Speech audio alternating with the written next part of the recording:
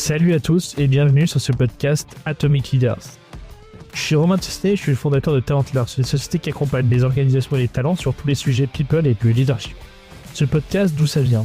En fait, avec Clément Tracard et Florent Cochet, mes associés sur Club Trust, on a lancé un podcast vidéo, le Talent Club, que je t'invite à suivre sur YouTube et LinkedIn. En faisant cet exercice, je me suis dit que ça pourrait être sympa d'avoir un format un peu plus court en audio pour interviewer des managers et des leaders du quotidien, pour documenter tous les apprentissages et puis surtout leurs best practices qui nous font avancer et justement qui nous font progresser. Et c'est là que ce podcast est né. Atomic Leader, le podcast, c'est parti.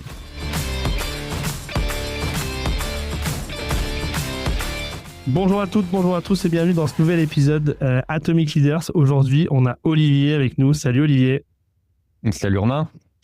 Écoute, merci beaucoup Olivier de venir sur cet épisode. Comme je te disais un petit peu dans nos échanges, je suis assez content de t'avoir sur le podcast parce que c'est la première fois que sur Luxembourg, on reçoit quelqu'un qui fait de la reprise d'entreprise. Et donc, toi, tu t'es un peu identifié sur ce marché des repreneurs. Alors, à chaque fois en construction. Et comme il y avait pas mal de liens sur le leadership et de questions autour de ça, je me suis dit qu'avec l'équipe, ça fera un truc sympa. J'espère que tu es partant pour en discuter un peu. Allez, je suis partant. On se lance. Bon, super. Alors, Eric, du podcast, c'est assez simple. Ça va durer entre 30 et 40 minutes. Je vais te poser des questions directes avec des questions, des réponses aussi directes. L'idée, c'est d'apporter un maximum de valeur. On ne coupera rien, donc on va garder l'intégralité de l'échange. Et s'il y a une question qui ne va pas, tu as droit à un joker, mais les gens sauront que tu as mis un joker. Mais ça n'est jamais arrivé depuis le début du podcast. Donc, écoute, on voit un petit peu où ça nous amène, mais a priori, ça devrait le faire. Ça va pour toi? Je suis prêt. Bon, impeccable. La première question qu'on pose à tous les invités, c'est de raconter un petit peu leur histoire de leader et donc un petit peu ton parcours avant d'arriver là où tu es aujourd'hui. Alors, je suppose que tu parles du parcours de leader de professionnel. Ouais. Parce que tu sais bien que tu l'es peut-être aussi au niveau personnel. En tout cas, au niveau privé, c'est toujours la femme qui est le leader. Donc, ça, il faut l'avouer. Donc, au niveau professionnel, donc moi, j'ai 44 ans. Donc, marié, 2 enfants. Je dirais que j'ai eu 3 vies au niveau professionnel. La première, elle était plus classique côté luxembourgeois, audit, conseil dans un Big Four, durant 11 ans tout de même. Ça s'est très bien passé, j'ai apprécié. Maintenant, on en parlera certainement, le sentiment que je ne faisais qu'exécuter des tâches qui m'étaient confiées, que ça manquait parfois de créativité, de création de valeur. Ouais. Et donc, j'ai eu l'occasion, 11 ans plus tard, de reprendre un cabinet dentaire. Donc, assez différent. Donc, je suis passé de réviseur d'entreprise à dentiste, comme je dis souvent. Donc, reprise de cabinet dentaire. Pendant quelques années, je l'ai développé. Et puis, j'ai développé avec d'autres associés un groupe dentaire côté belge. Donc, j'ai découvert le monde de la santé, du patient, des plans de traitement, de l'ordre des médecins ou des choses comme ça. C'est très différent pour moi. Et puis, il y a 2 ans, maintenant, j'ai décidé de reprendre une société dans l'informatique. Et donc, je suis passé de dentiste à informaticien. Là, donc, on est de nouveau dans un autre domaine qui est le retail, avec du marketing, avec vraiment de la vente du magasin, la gestion d'équipe plutôt technique, la gestion de stock, encore un autre domaine. Donc, j'ai vraiment l'impression d'avoir eu 3 vies en une dans le monde professionnel, en tout cas. Ok. Et donc, du coup, tu es passé finalement, tu as eu des rôles de leader donc progressifs. Alors, déjà dans ta première vie d'auditeur, évidemment, puis dans ta vie de repreneur, etc. Après ces années d'expérience sur le leadership, est-ce que tu t'es formé des grandes convictions sur le leadership, sur le collectif, qui serait un peu fil rouge dans ce parcours-là, qu'on pourra creuser après, mais est-ce que déjà tu as figé 2-3 trucs un peu clairs pour toi? Je dirais que si je dois citer 2-3 choses, pour moi, le leader, c'est vraiment celui qui a la vision, qui communique à ses équipes, qui l'insuffle et qui le suit pour voir s'il est vraiment appliqué. Donc, tu dois d'abord dire ce qu'il fait et bien sûr faire ce qu'il dit. C'est-à-dire donner l'exemple. Et c'est aussi quelqu'un qui doit assumer ses responsabilités, ses choix et ses conséquences. Donc, aussi accepter ses erreurs, reconnaître ses erreurs, parce que le leader en fait beaucoup, peut-être plus que les autres encore, parce qu'il essaye, il tente, il a une idée qui marche parfois bien, parfois pas. Et je pense que c'est accepté aussi par les équipes de dire, bon, les gars, je vous ai dit ça avec une certaine conviction. 6 mois plus tard, je vous dis qu'on va arrêter ça. Ouais. C'était peut-être pas la bonne voie. Ok, ouais, donc cette capacité finalement à se montrer un peu en vulnérabilité quand ce qu'on avait imaginé ne se réalise pas comme prévu, quoi. Oui, parfois il faut l'accepter. Ok. Toi, dans ton parcours, alors peut-être moins maintenant, mais dans ton parcours, est-ce qu'il y a des leaders que tu as pu avoir, alors soit des chefs à toi directement, soit des gens qui étaient dans ton environnement direct, qui avaient un leadership particulier et qui ont pu t'inspirer, et quelles qualités ils avaient, enfin, comment tu es allé peut-être chercher des éléments de leadership autour de toi, par mimétisme ou juste par reproduction de trucs qui marchent chez des gens qui ont pu être tes managers? Oui, je suis vraiment, comme tu dis, aller trouver chez différentes personnes des choses que j'admire, et essayer de les reproduire. Donc, je ne te donnerai pas un nom de 2 ou 3 personnes qui m'ont inspiré, mais parce que je pense il y a 50 personnes qui m'ont inspiré et encore 50 livres qui m'ont inspiré. Okay. À chaque fois, je vais... et je l'ai beaucoup eu déjà dans les 10 premières années, des personnes au-dessus de moi qui avaient des qualités que j'admirais. Je me disais, ah, ça j'adore. Ça pourrait être dans la manière dont ils parlent aux équipes, la manière dont ils forment les équipes, la manière dont ils présentent une offre à un client, le courage qu'il peut avoir, la discipline, la qualité, la relation qu'il peut avoir avec ses enfants alors qu'il travaille 60 heures par semaine, etc. Donc, j'essaye vraiment, à chaque fois que je vois une personne, de me dire, tiens, pourquoi est-ce que je l'admire et qu'est-ce que j'adore? Et peut-être qu'il y a 5 autres choses chez cette personne auxquelles j'adhère moins, mais je vais essayer de prendre le meilleur dans chacune des personnes et pour devenir moi-même meilleur, ou en tout cas la personne que j'ai envie de devenir. Oui. Ok, ouais, donc tu vas faire un peu un cocktail avec ces différents parties pour essayer d'avancer, quoi. Oui.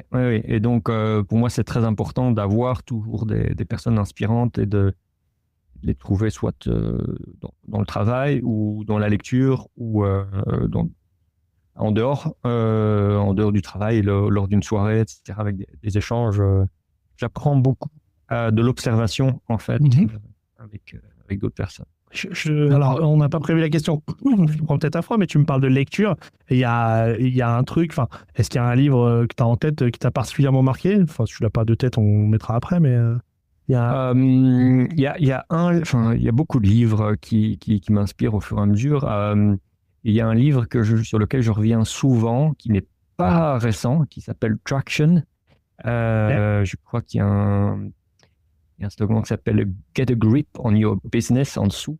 Je l'ai souvent eu dans mon sac pour relecture quand j'avais un peu de temps, et qui, je trouve, m'avait donné une bonne méthodologie sur les bases de gestion d'entreprise. Donc, c'est pas un livre destiné à management, à quelqu'un qui serait manager dans une entreprise.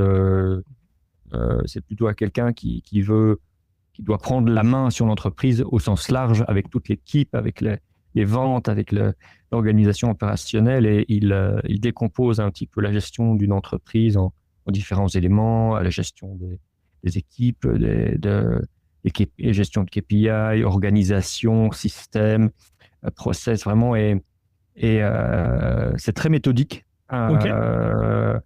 Et lors de ma première reprise d'entreprise, j'avais besoin de cette base et d'une approche claire, et donc j'avais vraiment lu ce bouquin, créé des documents de suivi et appliquer, je ne vais pas dire appliquer une recette, mais appliquer beaucoup de concepts qui étaient dans ce livre, et ça m'a beaucoup aidé. Quand tu reprends une entreprise, en fait, alors que tu viens du milieu corporate, tu te rends compte que tu dois toucher à tout. et ce que tu ne fais pas dans une entreprise de grande taille où il y a 100 différentes fonctions et tu n'apprends pas à gérer un contrat de travail parce que il y a 10 personnes qui gèrent les contrats de travail dans l'entreprise, quoi. Ouais. Donc, là, j'ai beaucoup suivi ce livre lors de ma première reprise et je le ressors encore de temps en temps. Moi, je vais commander ça. Je vais commander ça sur la partie entrepreneuriat. Du coup, c'est une super transition. Moi, j'avais la première question qui me venait, c'était de dire, bah tiens, si on parle de leadership, je vois un truc très différent entre le leadership dans un environnement corporate, où là, c'est l'organisation qui te donne un mandat pour exécuter des tâches dans un certain périmètre, et puis le leadership dans la reprise d'entreprise, finalement, en tant qu'entrepreneur. Donc, et voire créateur, même si bon, c'est peut-être un truc que tu as moins fait. Mais quelle grosse différence, toi, tu vois dans ton management, dans ton leadership, dans ta vie d'avant, corporate, et puis dans ta vie de repreneur? C'est quoi les grandes différences? Lorsque j'étais en grande entreprise, j'avais un leadership on va dire, très corporate, très normé, qui était vraiment à l'image de l'entreprise pour laquelle je travaillais. On suit des règles de qualité, des règles de conformité, des règles sur la présentation des livrables, sur le respect de la hiérarchie, sur la manière même de rédiger les choses dans les emails. Et il est difficile, en tout cas déconseillé d'en sortir, parce que voilà, il y a une image et tu dois la voir, sinon tu n'entres pas dans le cadre de cette entreprise. Je veux d'ailleurs une fois essayer d'en sortir et ça n'avait pas marché. C'était marrant. Et alors que quand tu reprends une entreprise, bien sûr, tu reprends l'entreprise avec ses valeurs, son image actuelle, mais tu as quand même une certaine liberté en tant que repreneur de la développer comme tu en as envie. D'incarner les valeurs qui sont importantes pour toi et pour l'entreprise. Donc, tu peux être beaucoup plus créatif, prendre des initiatives. Là-dedans, évidemment, à toi à faire évoluer ces valeurs si lorsque tu reprends une entreprise, elle diffère des précédentes. Parce que probablement que ton prédécesseur a engagé des personnes et a orienté les personnes vers certaines valeurs. Si toi, tu en as d'autres, ça va être un peu plus compliqué dans le changement. Mais je me sens beaucoup plus libre maintenant de mettre en valeur justement certaines orientations, alors qu'avant, je suivais un peu ce qui était dicté. Ok. Oui, donc tu as la capacité à mettre ta propre stratégie en place et à imprimer ton propre style. Oui. Ok. Et alors, du coup, tu mets le doigt sur un truc intéressant, c'est que contrairement à un créateur d'entreprise qui se retrouve from scratch, toi, t'hérites du passé avec tout ce qui est, on va dire, bon, au sens une belle marque qui existe déjà, des gens compétents, des produits peut-être déjà lancés qui marchent, etc. Et puis d'autres aspects, c'est pas des aspects qui sont pas bons, mais des aspects particuliers qui peuvent être des comportements qui sont liés à un contexte précédent, peut-être un héritage particulier dans la façon dont les gens relationnent, etc. Comment toi, tu te positionnes par rapport à ça? C'est-à-dire, en fait, quand tu arrives dans l'entreprise, c'est quoi ton approche pour aller finalement, sans tout casser, te mettre au contact de ces éléments-là et adapter ton management, ton leadership à ce que tu trouves? Oui, je dirais qu'il faut d'abord être assez prudent et s'informer avant de reprendre l'entreprise pour savoir un peu comment elle est gérée, quels sont les critères de recrutement et obtenir un maximum d'infos sur le turnover, le profil des employés. L'aspect RH est quelque chose de parfois un peu négligé. On regarde un petit peu l'image, les chiffres, l'évolution de l'entreprise en se disant ouais, super, je vais faire x2, je vais encore la développer, il y a encore plein de potentiel. Maintenant, il faut que tu puisses motiver les équipes que tu reprends, disons, qui font partie de l'entreprise et qu'ils adhèrent à ton projet. Donc, c'est important, mais à la fois difficile à à observer. Enfin, difficile de faire une due diligence sur les personnes quand tu fais une entreprise, parce que souvent, ce processus de reprise, il est un peu secret, confidentiel. La personne qui veut céder son entreprise, elle le dit rarement à tout le monde. Et donc, quand tu dois, je sais pas, être un client mystère ou te renseigner ou regarder un petit peu sur les réseaux sociaux ce qu'on dit sur la société, regarder des vidéos sur la société pour un peu sentir les choses. Mais tu peux peut-être pas aller jusqu'au bout ou des choses, parce que tu peux pas dire j'ai envie de voir individuellement toutes les entreprises, toutes les membres de l'entreprise pour voir quel est leur profil. Donc tu dois faire attention à ça, et je pense qu'un des indicateurs, c'est la qualité de la relation que tu as avec le repreneur, quelles sont ses valeurs, sa manière de travailler. Si tu te sens très différent de lui, peut-être qu'il y aura aussi une grande différence d'attitude de la part des équipes par rapport à ce que toi tu attends. Donc probablement mal à l'aise quelque chose probablement que tu vas trouver en arrivant quelque chose qui n'est pas complètement aligné avec ce que toi tu veux imprimer. Quoi. Donc la due diligence des équipes commence par une certaine due diligence de la personne, du cédant. Voilà. Maintenant, j'ai pas eu de mauvaises surprises dans mes reprises, simplement que la manière dont tu reprends, dont tu entres dans l'entreprise, dont tu te présentes, quand tu te reprends la main, je pense qu'il faut être assez patient. Je n'ai pas été assez la première fois. Je suis venu avec plein d'ambition, plein d'empressement, de dérouler un nouveau projet, de présenter tous les changements avec beaucoup d'enthousiasme. Et la première fois, j'ai fait peur, parce qu'en fait, il y a un nouveau qui débarque, on ne le connaît pas encore, il veut tout changer.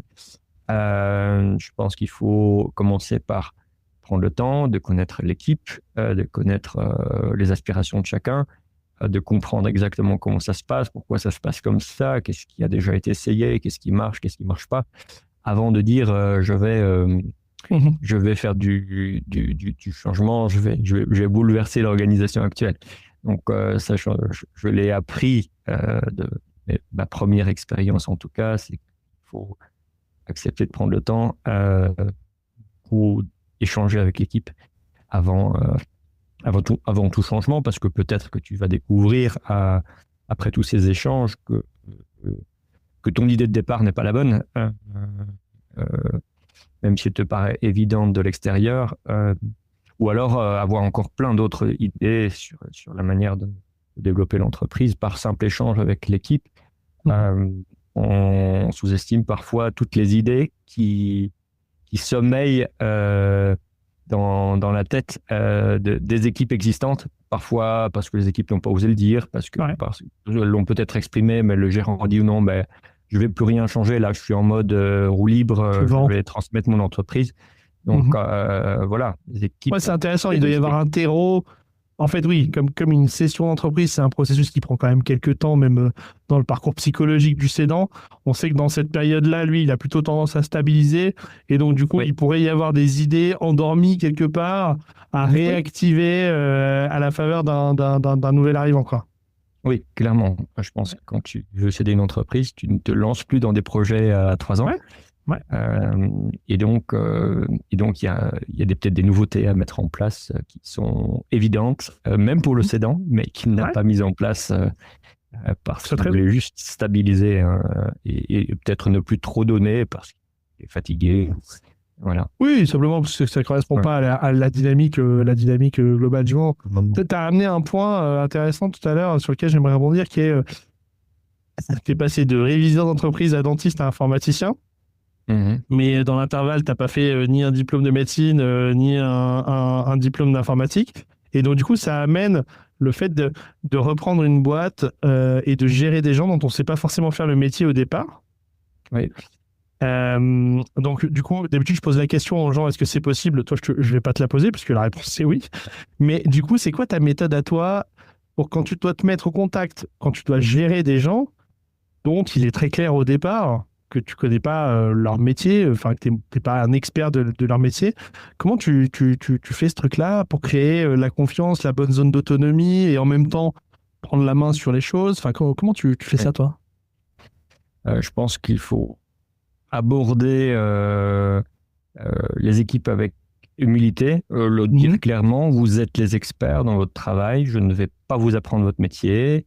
Pour prendre l'exemple des praticiens dentaires, je leur ai dit d'emblée, je ne vais pas vous expliquer ce qu'il faut faire en bouche. Je vais pas, par contre, tous les à côté sur accueil du patient, prise de rendez-vous patient, présentation d'un plan de traitement, rassurer un patient avant une intervention importante, chirurgicale ou quoi.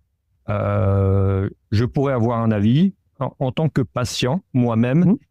J'ai un avis externe et je leur donnais un petit peu de mon avis là, de l'input sur tout ce qui se passe à côté de la bouche. Et donc vraiment à aucun moment je n'intervenais sur l'aspect médical ou technique, mais tous les à côté étaient importants pour moi et c'est, je pense, sur cette partie-là que j'ai eu beaucoup de valeur ajoutée avec l'aide d'autres personnes, parce qu'on a amélioré la satisfaction client qui traite beaucoup plus de la manière dont on accueille un client, la manière dont on lui présente un plan de traitement, la manière dont on le suit après son opération, que comment on réalise une extraction dentaire ou un détartrage. Ça, le patient n'a pas beaucoup de jugement objectif sur ça. Il peut dire s'il a mal ou pas mal, mais il ne va pas dire l'extraction a été faite avec brio, professionnalisme. Il ne sait pas trop. Et donc, sur l'aspect technique, c'est souvent comme ça que j'aborde le point en disant, je ne vais pas vous apprendre votre métier, mais je vais vous apprendre beaucoup de choses autres, peut-être sur l'organisation ou la communication et autres. Je cherche évidemment la complémentarité en disant en quoi mon expertise peut les aider. Le bon point, c'est qu'on ne se marche jamais sur les pieds. Donc j'apporte une autre manière de voir les choses et je les laisse dans leur expertise et je montre évidemment un intérêt pour comprendre le travail, pour pouvoir challenger certaines choses et donner des idées. Je pense qu'il faut quand même comprendre un peu ce qui est fait au global et pas totalement ignorer ou fermer les yeux sur l'aspect technique, mais laisser faire leur travail, bien sûr. Ok, donc toi, tu te positionnes. En fait, c'est ça. L'idée, c'est tu définis un périmètre dans lequel tu n'interviendras pas. C'est leur zone de génie à eux. Oui. Et après, par contre, tu recrées du lien managérial sur la périphérie. Oui.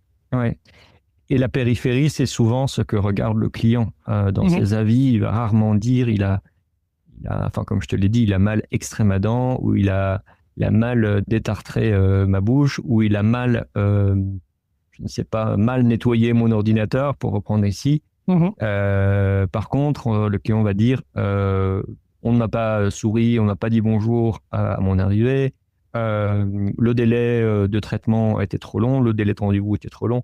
Tout ça se gère. C'était plutôt à moi de gérer ça, cette partie-là, expérience client et pas qualité technique des interventions. Ouais, j'aime bien l'idée. J'aime bien l'idée de ce noyau-là, parce que quelque part, ça reconnaît la personne dans sa valeur ajoutée claire, et en même temps, ça pose une frontière assez explicite sur ce sur quoi tu vas pouvoir donner ton avis, et donc ça te redonne du grip sur là où tu vas pouvoir donner éventuellement des instructions ou des directions claires aux gens, quoi. Oui. Très bien. Quand on reprend une entreprise, parfois on doit prendre des décisions difficiles. Alors, je sais pas, dans ton cas, enfin, d'ailleurs, c'est pas le sujet, mais parfois, de la reprise d'entreprise, c'est parfois des entreprises qui vont moins bien ou des choses comme ça. Parfois, on doit prendre des décisions qui sont très difficiles d'un point de vue managérial, mais dont on n'est pas à l'origine. Enfin, c'est la conséquence de quelque chose. Est-ce que c'était déjà arrivé? Et si oui, comment tu gères ça? À quoi tu fais attention? Enfin, comment tu manipules ce truc-là pour rester dans la relation avec les gens? Oui, alors des décisions très difficiles. Je n'ai pas eu de grandes affaires parce que je ne me suis pas aventuré dans la reprise d'une entreprise en grande difficulté. D'abord, je pense que j'assume toutes les décisions liées au passé. Hein. J'ai jamais dit à un moment, écoute, je prends cette décision, mais c'est pas ma faute. Voilà, tu reprends la société avec toutes les bonnes et les mauvaises surprises que tu peux avoir suite à la reprise. Tu les assumes en tant que nouveau dirigeant. J'essaie toujours de comprendre pourquoi telle et telle décision a été prise et ça ne s'avère plus justifié, alors je change l'orientation. Parmi les décisions difficiles, ça tourne souvent autour de l'une ou l'autre personne qui serait plus performante ou qui n'aurait plus la bonne attitude par rapport à l'entreprise. Et ça, c'est des décisions que je trouve évidemment difficiles à prendre, tant pour l'employé que pour l'employeur, mais parfois c'est nécessaire. Et justement, on parlait d'absence de grandes décisions lorsqu'une entreprise est proche de la cession. C'est typiquement le genre de décision qu'un cédant ne va plus prendre à la fin, parce qu'il va se dire oh, pas facile à prendre ça. Oui, puis l'engager un peu moralement vis-à-vis du passé. Donc. Voilà, et donc je stand by. Donc ça, tu peux avoir des situations où tu as l'une ou l'autre personne qui ne livre plus ce qu'elle doit livrer par rapport à sa fonction, qui n'a plus la motivation d'antan et qui n'a plus sa place dans la société. Et ça c'est parfois le cadeau de bienvenue du nouveau repreneur. Il va falloir gérer ça. Mais bon, ça en fait partie.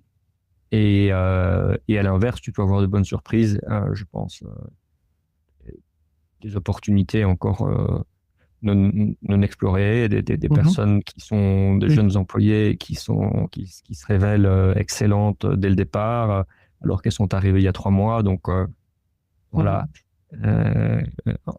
En général, l'équilibre se fait. Tu ne découvres pas que des mauvaises nouvelles quand tu reprends une entreprise.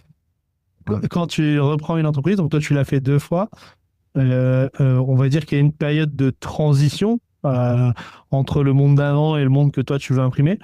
Oui. Par expérience, tu dirais que ça dure combien de temps? On est en train de parler dans tes expériences à toi, est-ce qu'on est en train de parler de quelques mois? Est-ce que tu vois entre la photo de départ et la photo d'arrivée, alors on n'est jamais arrivé évidemment, mais la transition, tu dirais que ça dure combien de temps?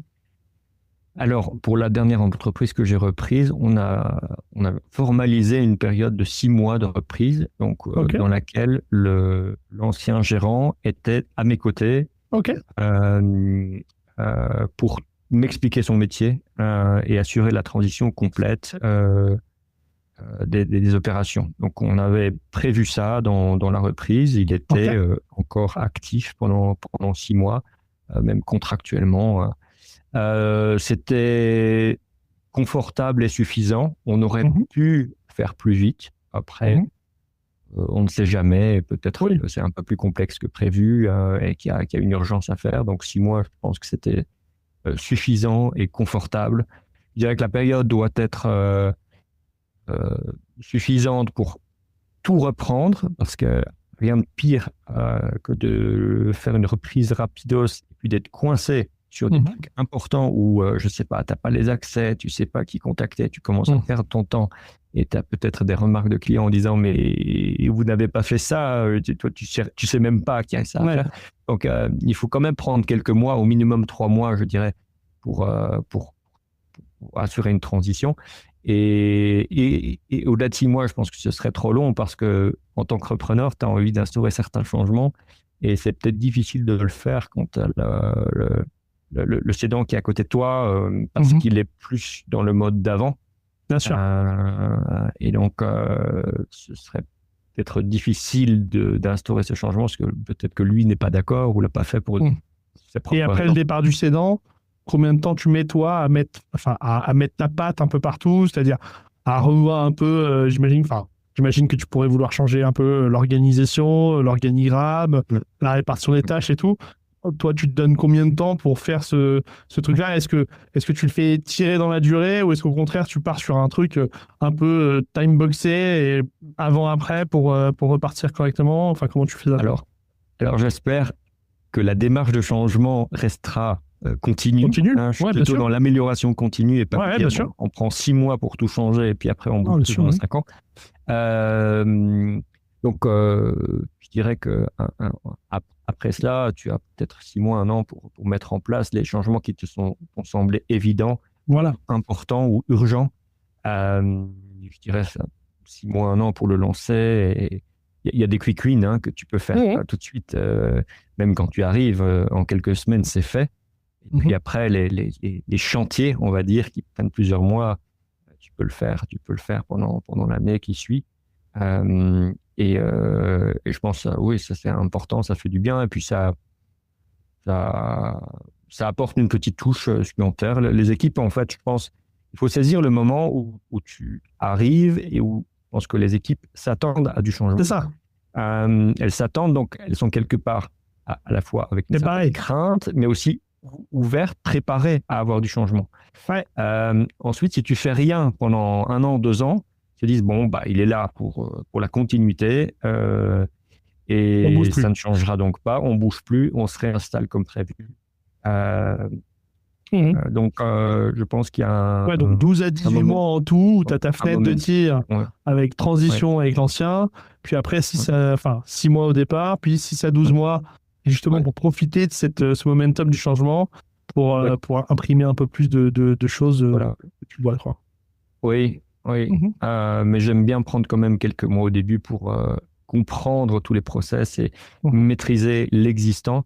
Et sécuriser un peu ta reprise parce que on pourrait se dire allons-y, on fait du changement, il y a plein de choses, mais quand même, quand tu reprends une entreprise, tu investis un certain montant dans la reprise de l'entreprise. Le pire qui puisse t'arriver, c'est que tu prennes de mauvaises décisions et que tu fasses crouler un petit peu quelque chose qui tournait. Donc, tu as quand même cette certaine pression, une certaine crainte de faire une connerie. Et donc, tu te dis, je vais reprendre, je ne vais pas tout bouleverser parce que ça marche. J'ai repris une entreprise qui marche et je peux prendre certains risques, mais je ne peux pas tout bousculer. Oui, c'est ça. L'idée, c'est que même si tu veux le faire évoluer, tu es en train de changer un avion de tourisme en A380, mais tu veux pas le poser au sol parce que tu as quand même besoin que ça continue de fonctionner. Donc, tu le transformes sans le poser, quoi. Oui. Tu dois faire en sorte qu'il puisse toujours voler. Et qu'il vole bien à bonne altitude. Ok. Peut-être sur une dernière question un peu générique, mais honnêtement, la reprise d'entreprise à Luxembourg, j'en avais pas trop entendu parler avant de voir ce que tu faisais. Comment ça marche à Lux? Il y a un écosystème. C'est fréquent, c'est moins fréquent qu'ailleurs. Comment tu t'es retrouvé dans ce truc-là et comment ça marche? Alors, ce n'est pas assez fréquent parce que tu as une situation un peu inquiétante. C'est que tu as plein de super PME qui existent, pas seulement au Luxembourg, aussi en Belgique et dans plein de pays qui sont super et qui n'ont pas de repreneur, mais dont le gérant actuel, qui a peut-être été le créateur, fondateur de la société, est en âge de passer à la retraite. Et donc, cette situation est un peu inquiétante parce que effectivement, tu n'as pas une organisation, une machine de reprise avec une plateforme très efficiente, très dynamique dans laquelle tu peux voir toutes les PME qui sont à reprendre et faire un matching avec des gens qui veulent le reprendre. Donc, tu as au Luxembourg des formations qui s'appellent Reprendre une entreprise. C'est la House of Entrepreneurship qui a une formation qui s'appelle Reprendre une entreprise au Luxembourg. En Belgique, avec Wallonie Entreprendre, tu as des clubs de repreneurs. Tu as, je pense, 8 séances de 4 heures qui couvrent valorisation, financement, juridique, des témoignages de repreneurs. C'est très bien, mais bon, ça survole différents aspects. C'est peut-être déjà une formation pour ceux qui ont prévu de le faire. Je ne pense pas que c'est des formations qui vont inspirer des gens à reprendre des entreprises. Il faut aussi savoir après se débrouiller sur le terrain. Tu es très seul, très observé, très sollicité. Donc, ces formations-là vont un peu t'aider, un peu te guider, mais faut quand même lire Traction. Il faut quand même lire Traction. Je ne perçois pas 3 € de commission sur chaque vente. T'inquiète pas, mais je le recommande quand même. Ouais, donc. Il y a une association des repreneurs à Luxembourg. Enfin, vous êtes structuré. T'en connais d'autres Non, je ne connais pas d'association de repreneurs au Luxembourg. Il y a des, il y a des sociétés, enfin des holdings qui se spécialisent un peu dans la reprise de PME. Ça se développe. Hein, donc. Mais il y a encore beaucoup de travail là-dedans et malheureusement beaucoup de pépites, de PME qui vont s'éteindre, être liquidées, faute de repreneurs, mais aussi faute d'anticipation de la part des gérants qui ils se disent qu'ils ne préparent pas la reprise. Ok, très clair. Écoute, vachement intéressant. Moi, je retiendrai de cet épisode, donc pour revenir sur le volet leadership, je retiens de cet épisode la liberté qui existe plus dans ce côté reprise. Je retiens aussi la capacité à identifier la zone de génie et à se mettre en périphérie de ce truc-là quand tu reprends des gens dont tu fais pas le métier. Je pense que c'est applicable à pas mal d'endroits. Et puis cette notion de transition, c'est-à-dire en fait finalement quand tu vas à un endroit et que les gens sont préparés à un changement, quelque part on a un peu envie de les protéger, de les enrouler dans du papier bulle pour le mettre calme, mais en même temps, comme ils s'étaient conditionnés au fait que ça change, il y a quand même un momentum à saisir pour faire des choses, même si ça continue toute la vie, quoi. Et je trouve que ces 3 enseignements-là, je les vois bien applicables aussi à n'importe quel finalement manager qui reprendrait des équipes là-dessus. Donc j'ai trouvé ça assez intéressant. Merci beaucoup Olivier. En tout cas, très très sympa. On pose toujours la même question. Alors, pour le coup, je t'ai pas demandé de la préparer, mais est-ce que tu connais un leader ou une leader un peu inspirant qui parle français et qu'il faudrait qu'on invite à ce micro pour nous parler de leadership, tout ça. Je sens que ça n'engage personne, évidemment, mais... Je t'écrirai des noms quand j'aurai plus réfléchi. Ouais. J'ai pas de nom comme ça qui te bat, parce que je cherche évidemment des gens au Luxembourg. Ouais. Donc tu nous donneras en suivi peut-être avec quelques noms de gens que tu penses intéressés ou intéressants sur le sujet. C'est OK pour toi ? C'est OK pour moi. C'est OK pour moi, certainement. Écoute, merci beaucoup en tout cas pour ton temps. Merci à tous et à toutes de nous avoir écoutés pendant cet épisode. On espère que ça vous a autant intéressé de l'écouter que nous de l'enregistrer. Et puis écoutez, faites votre boulot maintenant, partagez ça si ça vous a intéressé. Et puis rendez-vous bientôt pour un prochain épisode. Bye bye. Salut.